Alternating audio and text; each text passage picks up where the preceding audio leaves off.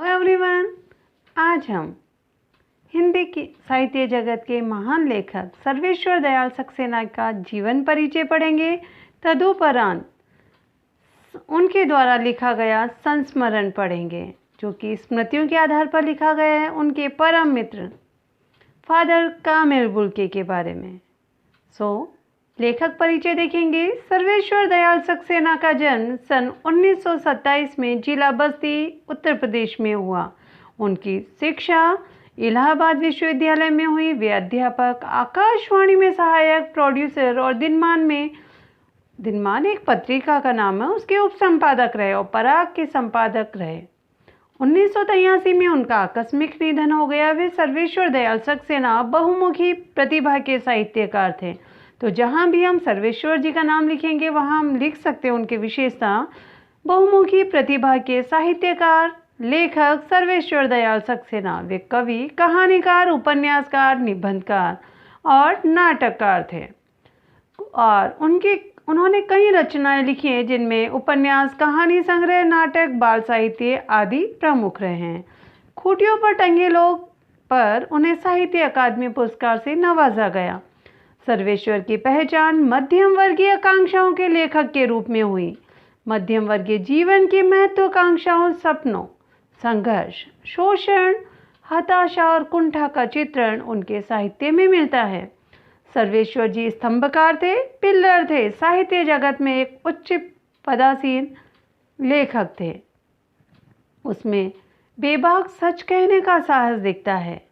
उनकी अभिव्यक्ति में सहजता और स्वाभाविकता है। वह सच्चे दिल के और अच्छे लेखक थे। अब हम देखेंगे समरी ऑफ दिस चैप्टर।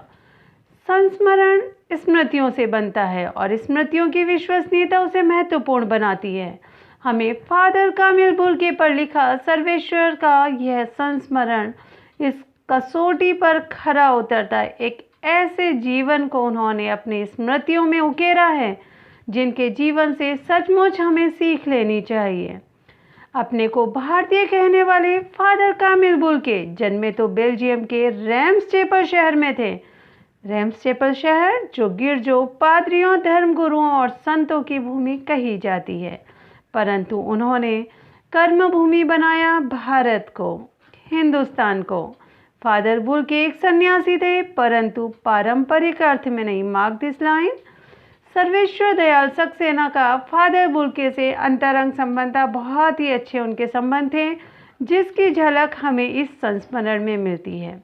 लेखक का मानना है कि जब तक राम कथा है, इस विदेशी भारतीय साधु को याद किया जाएगा तथा उन्हें हिंदी भाषा और बोलियों के अगाध प्रेम का उदाहरण माना जाएगा। तो सबसे पहले हम इसकी समरी मेरे शब्दों में देखेंगे कि फादर कामिल बुल्के, जिनका जन्म बेल्जियम के रैम्सचेपल शहर में हुआ था, जब वह इंजीनियरिंग की पढ़ाई कर रहे थे, तभी अंतिम वर्ष में उनके मन में इच्छा जागृत हुई पादरी बनने की, फादर बनने की।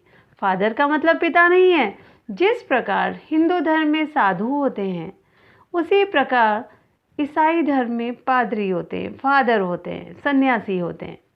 उनके परिवार में उनके भाई बहन, माता पिता सभी थे। भरा पूरा परिवार छोड़ उन्होंने सन्यासी बनने का दृढ़ निश्चय किया, पादरी बनने का निश्चय किया और उनकी इच्छा के अनुसार उन्होंने यह कोर्स किया। इंजीनियरिंग की पढ़ाई उन्होंने बीच में ही छोड़ दी और जब पादरी का कोर्स कर रहे थे, तभी कोर्स करने वाले से उसकी अंतिम इच्छा पूछी जाती थी। तब उन्होंने अपनी इच्छा जाहिर की कि मैं अपनी कर्मभूमि भारत को बनाना चाहता हूँ। शुरू से ही भारत के रंग में रचे बसे, भारत के प्रति आकर्षण उनके मन में शुरू से ही था। इसीलिए वह अपनी कर्मभूमि भारत को बनाना चाहते थे और उनकी इच्छा अनुसार जैसे ही पादरी का कोर्स हुआ, वह भारत आ गए। भारत आकर उन्होंने कभी ऐसा सोचा नहीं था कि पूरा भारत उनका परिवार बन जाएगा। वह आए तो एक सन्यासी बनकर थे, लेकिन वह भारत में आकर पूर्ण रूप से रच बस गए। ना सिर्फ धर्म के क्षेत्र में, उन्होंने हिंदी भाषा को राष्ट्रभाषा दर्जा दिलाने के लिए अथक प्रयास किया। और यही नहीं, जब भी उन्हें मंच पर बोलने का मौका मिलता था, अवसर मिलता था, वह अपनी बेबाक राय वहाँ प्रस्तुत करते थे।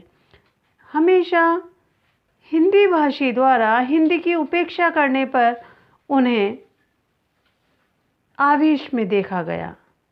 वह सभी के उत्सवों में शामिल होते थे, गमों में शामिल होते थे, हमेशा अपनी दोनों बाहें फैलाए सभी के दुखों को हरने को आतुर रहते थे, एक बड़े भाई के समान, एक पिता के समान। तो देखते हैं इस सन्यासी की कहानी, लेखक की जुबानी। मानवीय करुणा की दिव्य चमक। फादर को जहरवाद से नहीं मरना चाहिए था। यहाँ फादर कौन है? फादर कामिल बुल्के। उनकी मृत्यु जहरवाद से हुई। जहरवाद एक बीमारी का नाम है जिसमें एक बहुत ही पीड़ादायक फोड़ा हो जाता है, कैंसर का ही एक रूप होगा। तो लेखक सोचते हैं कि इतनी पुण्य आत्मा जिन्होंने कभी किसी के लिए बुरा नहीं सोचा, एक विदेशी होते हुए भी भारत के रंग में रंग बस गए। उनकी मृत्यु ईश्वर ने जहरवाद से क्यों लिखी? उन्हें इस बीमारी से नहीं मरना चाहिए था। जिसकी रगों में दूसरे के लिए मिठास भरे अमृत के अतिरिक्त और कुछ नहीं था, उसके लिए जहर का विधान क्यों? यह सवाल किस ईश्वर से पूछे? प्रभु की आस्था ही जिसका अस्तित्व था, वह देह की इस यातना की परीक्षा उम्र की आखिरी देहरी पर क्यों दे? उम्र के अंतिम पड़ाव में क्यों दे? एक लंबी पादरी के सफ़ेद चोगे से ढकी आकृति सामने है। गोरा रंग, सफ़ेद झाई मारती भूरी दाढ़ी, नीली आंखें, बाहें खोल गले लगाने को आतुर। आप ध्यान रखेंगे, इस पर क्वेश्चन बन जाता है। फादर कामिल बुल्के के बारे में आप क्या जानते हैं? तो यहाँ उनकी स्पेशलिटी लिखी है, उनका रंग कैसा था, उनकी शारीरिक विशेषताएं क्या रही है, व्यवहारिक विशेषताएं क्या रही है। You should know about that. एक यहाँ आपने देखा, इतनी ममता, इतना अपना, तो इस साधु में अपने हर एक प्रियजन के लिए उमड़ता रहता था। मैं 35 साल से इसका साक्षी था। लेखक कितने वर्षों से उन्हें जानते थे, तब भी जब वह इलाहाबाद में थे और तब भी जब वह दिल्ली आते थे। आज उन बाहों का दबाव मैं अपनी छाती पर महसूस कर सकता हूँ। उन्होंने हमेशा बड़े भाई और पिता के समान उनके परिवार में अहम भूमिका निभाई।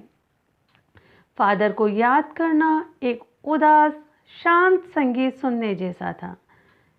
जिस प्रकार जब हम दुखी होते हैं सैड सॉन्ग सुनते हैं और वह सॉन्ग सुनकर हमारे मन को थोड़ा सा सुकून मिलता है, उसी प्रकार लेखक कह रहे हैं कि फादर को याद करना एक शांत संगीत सुनने जैसा था। उनको देखना करुणा के निर्मल जल में स्नान करने जैसा था और उनसे बात करना कर्म के संकल्प से भरना था। बेटा, ये लाइन्स याद रखना। आप ये लाइन्स किसी भी आंसर में लिख सकते हैं। That is very important and affective words. मुझे परिमल के वे दिन याद आते हैं जब हम सब एक पारिवारिक रिश्ते में बंधे थे, जैसे जिसके बड़े फादर बुल्के थे। हमारे हंसी मजाक में वे निर्लिप्त शामिल रहते, हमारी गोष्ठियों में वे गंभीर बहसें करते, वे बहुत ज्ञानी थे। हमारी रचनाओं पर बेबाक राय और सुझाव दिया करते थे। हमेशा वो दूसरों को सुझाव सलाह दिया करते थे और हमारे घरों के किसी भी उत्सव और संस्कार में वह बड़े भाई और पुरोहित जैसे खड़े हो, हमें अपने आशीषों से, अपने आशीर्वादों से भर देते थे। मुझे अपना बच्चा और फादर का उसके मुख में पहली बार अन्न डालना याद आता है और नीली आंखों की चमक में तैरता वात्सल्य भी, जैसे किसी ऊंचाई पर देवदार की छाया में खड़े हो। देवदारू क्या है? देवदारू वृक्ष है जो पहाड़ी क्षेत्रों में होते हैं और दूर से ही आते पथिक को एक सुकून पहुंचाते हैं। कहाँ से शुरू करें? इलाहाबाद की सड़कों पर फादर की साइकिल चलती दिख रही है। वह हमारे पास आकर रुकती है, मुस्कुराते हुए उतरते हैं। देखिए देखिए, मैंने उसे पढ़ लिया है और मैं कहना चाहता हूँ। उनको क्रोध में कभी नहीं देखा, वह कभी क्रोध नहीं करते थे। आवेश में देखा है, जल्दबाजी में जरूर देखा है और ममता तथा प्यार से लबालब छलकता महसूस किया है। अक्सर उन्हें देखकर लगता है कि बेल्जियम में इंजीनियरिंग के अंतिम वर्ष में पहुंचकर उनके मन में सन्यासी बनने की इच्छा कैसे जाग गई। Underline this. जबकि घर भरा पूरा था। ध्यान रखेंगे उनके परिवार में कौन थे, 2 भाई, 1 बहन और माँ और पिता सभी थे।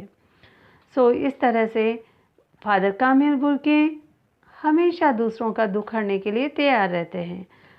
लेखक उनसे बात कर रहे हैं तो दोनों का वार्तालाप देखेंगे, संवाद देखेंगे। आपको अपने देश की याद आती है? मेरा देश तो अब भारत है। मैं जन्मभूमि की बात पूछ रहा हूँ। हाँ आती है, बहुत सुंदर है मेरी जन्मभूमि रैम्स चैपल। घर में किसी की भी याद? माँ की याद आती है, बहुत याद आती है।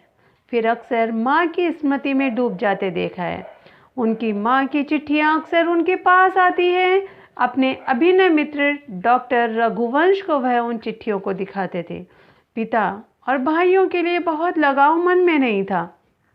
पिता व्यवसायी थे, एक भाई वहीं पादरी हो गया था, एक भाई काम करता है और उसका भी परिवार है, और इनकी सिस्टर बहन जो कि सख्त और जिद्दी थी। बहुत देर से उसने शादी की। फादर को एकाध बार उसकी शादी की चिंता व्यक्त करते हुए उन्हें देखा गया है। भारत में बस जाने के बाद 2 या 3 बार अपने परिवार से मिलने भारत से बेल्जियम गए थे। तो मार्क करेंगे बेटा, ये उनके परिवार का परिचय है। लेकिन मैं तो सन्यासी हूँ, आप सब छोड़कर क्यों चले आए? प्रभु की इच्छा थी, वह बालकों की सी सरलता से मुस्कुराकर कहते। माँ ने बचपन में ही घोषित कर दिया था। लड़का हाथ से गया और सचमुच इंजीनियरिंग की अंतिम वर्ष की पढ़ाई छोड़ फादर बुर्के सन्यासी होने जब धर्मगुरु के पास गए और कहा कि मैं सन्यास लेना चाहता हूँ, तथा एक शर्त रखी। सन्यास लेते समय सन्यास चाहने वाला शर्त रख सकता था कि मैं भारत जाऊँगा। So I think this is enough for today. Next part 2 में आपको मिलेगा। So read this chapter carefully. Thank you.